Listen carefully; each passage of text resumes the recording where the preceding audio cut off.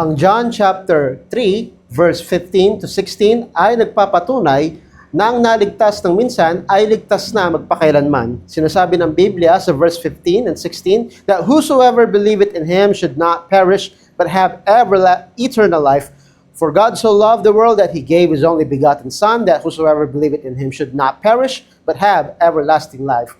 Ang verse nito ay isa sa mga pinakasikat na verse sa Bible, pero marami ang hindi nakakaunawa. Dahil sinasabi dito, na kapag ikaw ay sumampalataya, ikaw ay nagkaroon na ng buhay na walang hanggan. Hindi niya sinabing baka ikaw ay hindi mapahamak, baka ikaw ay magkaroon ng buhay na walang hanggan. Kapag sinabi ng Diyos ang bagay na iyon, yun ay magkakatotoo at kailangan niya ang iyong tiwala. Hindi ka dapat magduda, kundi magtiwala sa Kanya para ikaw ay maligtas at ibibigay niya sa iyo ang buhay na walang hanggan. At pag binigay niya sa iyo ang buhay na walang hanggan, nangyari yon na ikaw ay sumampalataya, hindi pag ikaw ay namatay na.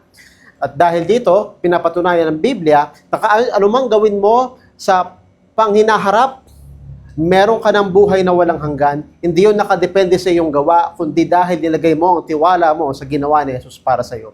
At yan ang patunay na ang naligtas ng minsan ay ligtas na magpakailanman.